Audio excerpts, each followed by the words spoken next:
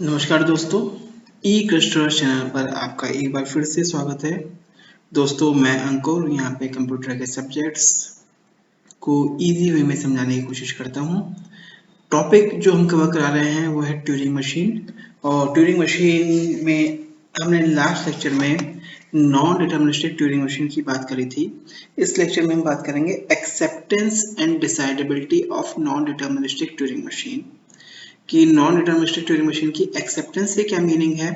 और non deterministic Turing machine की डिसाइडेबिलिटी या डिसाइड प्रॉपर्टी से क्या मीनिंग होता है। दोस्तों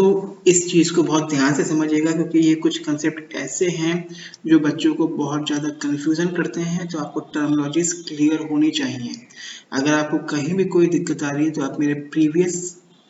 लेक्चर्स या प्रीवियस वीडियोस को आप सुनिए ताकि आप एक कंसेप्ट क्लियर हो जाए। मैं बहुत ज़्यादा डेप्थ में नहीं जा रहा हूँ, मैं इन शॉर्ट चीज़ों को क्लियर करने की कोशिश कर रहा हूँ और विद एग्जाम्पल्स भी मैं उनको समझाने की कोशिश कर रहा हूँ। तो दोस्तों हम बात करते हैं acceptance and decidability of non deterministic Turing machine. देखिए आपको यहाँ पे डेफिनेशन पढ़नी पड़ेगी बहुत ध्यान से। A non-deterministic Turing machine, capital M, is said to accept a language capital L if for all W which belongs to capital L at least one of the possible configuration except W। देखिए अगर आप इसको थोड़ा समझने की कोशिश करेंगे तो बहुत इन्होंने सिंपल से पॉइंट में इसको समझने की कोशिश करी है। इसको अगर हम समझते हुए चलें तो बहुत इजीली उन्होंने बात करी है। अगर हम इसकी बात करते हैं, देखिए वो कहना है कि a non deterministic machine capital M, मतलब ये कहना है कि अगर आपने कोई एक non deterministic Turing machine design करी है, जैसे मैं कहूँ कि मान लीजिए आपके पास कोई एक लैंग्वेज गिवन थी एल, दैट्स लैंग्वेज आपके पास e to the power n। Example से समझते हुए चलते थोड़ा क्लियर होगा आपको। e to the power n b to the power n such that n is greater than 0 और मैं कहूँ अल्फाबेट गिवन था आपके पास a, b, ठीक है। लेट्स से आपने इस लैंग्वेज के लिए एक non deterministic Turing machine design करी है। लेट्स से इसके लिए आपने एक non deterministic Turing machine design करी है, ठीक है। तो अ non deterministic Turing machine capital M is said to accept a language capital. क्या कहना है, वो ये कहना है कि अगर आपने किसी में प्रॉब्लम के लिए non deterministic Turing machine design करी तो वो आपकी एक्सेप्ट कब कराएगी, is said to accept a language L। वो ये कहना है कि कोई भी लैंग्वेज L के लिए वो एक्सेप्ट तब कराएगी if for all W which belongs to capital L, मतलब वो सारी की सारी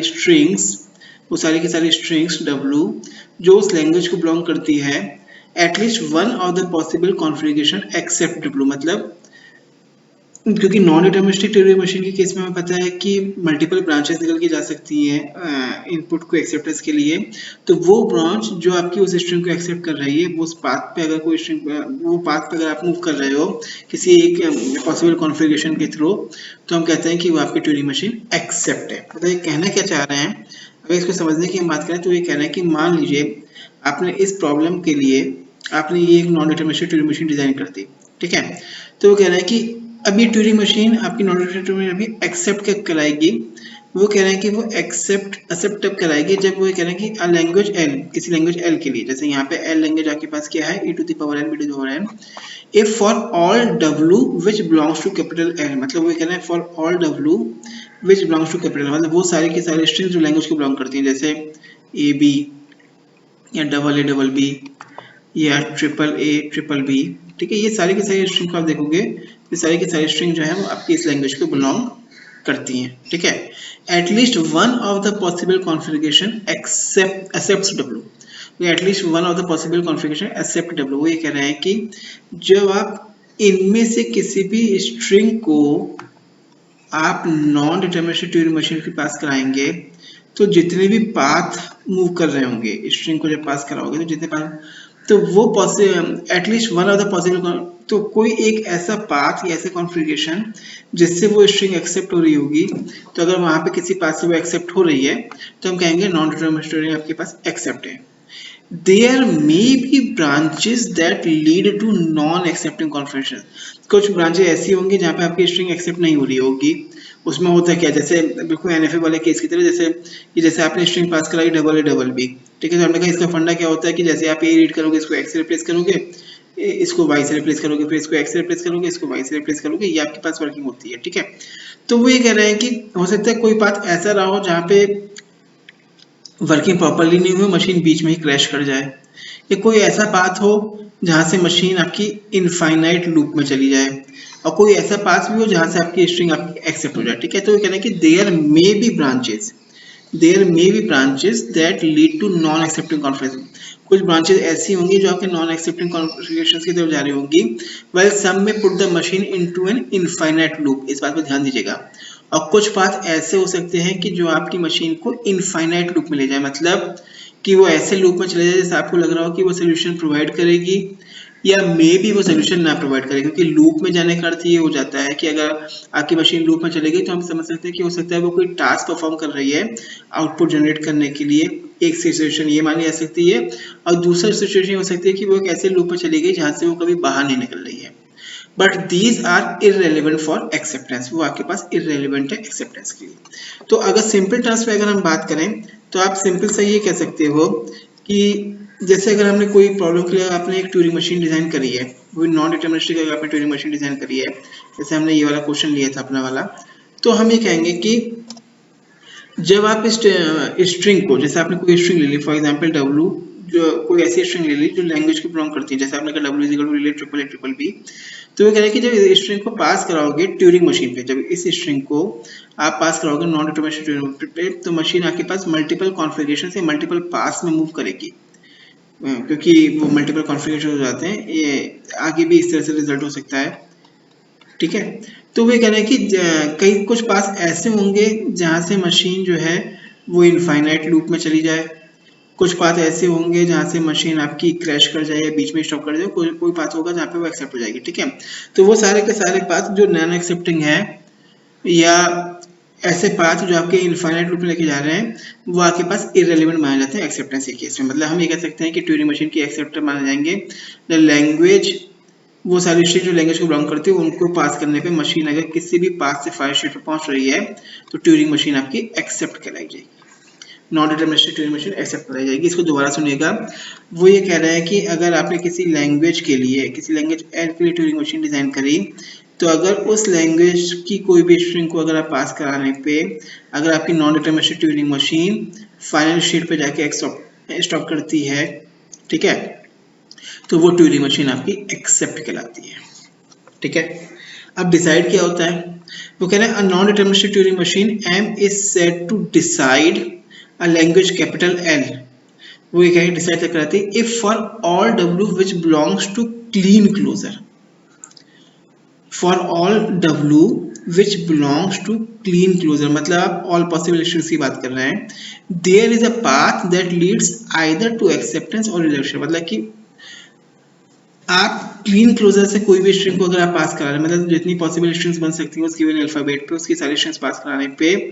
या तो वो स्ट्रिंग एक्सेप्ट होगी या वो स्ट्रिंग रिजेक्ट होगी, इसके अलावा तीसरा कोई वर्क नहीं हो रहा है, उस चीज को समझिएगा, ठीक है। क्योंकि यहाँ क्या हो रहा था, अगर हम बात करें समझने की बात समझिएगा कि जो एक्सेप्ट की डेफिनेशन है, पहले एक्सेप्ट की डेफिनेशन में दोबारा रिप्लाई कर रहा हूँ, दोबारा सुनिएगा। एक्सेप्ट की डेफिनेशन ये कह रही है कि अगर हम बात करें तो ये कह रहे हैं कि जैसे आपने ये लैंग्वेज ली, कोई लैंग्वेज एल ली,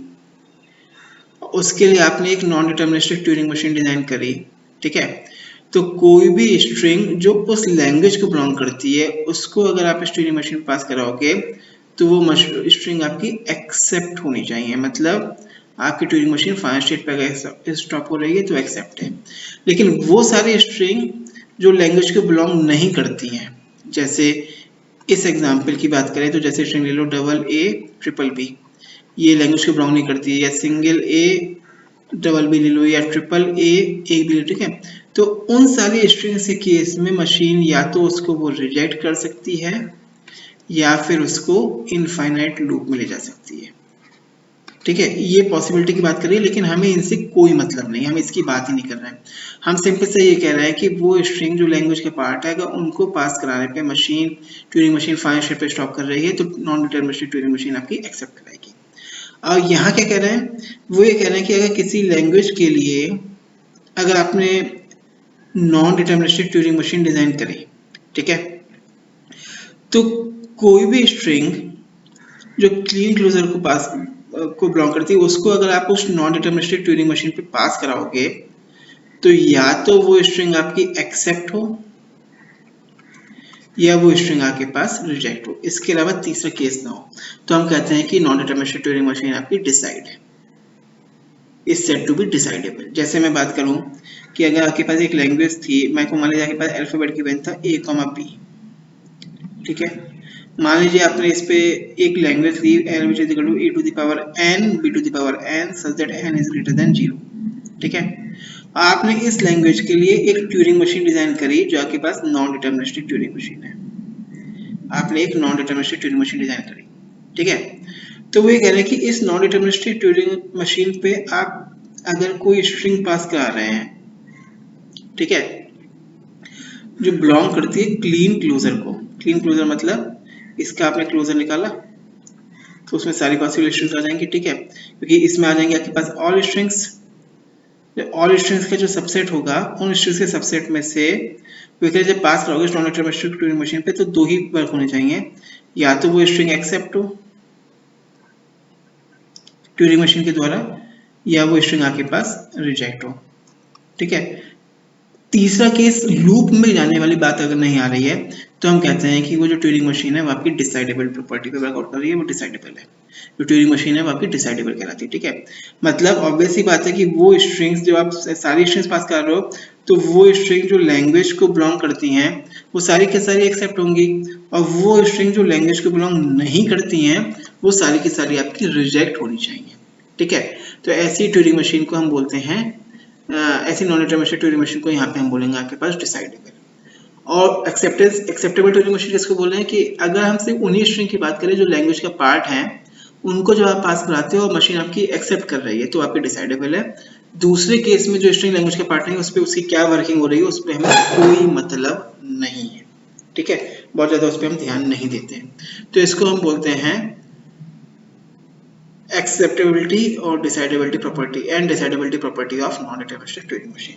मेरे ख्याल में आपको ये कंसेप्ट क्लियर हुआ होगा। धन्यवाद दोस्तों।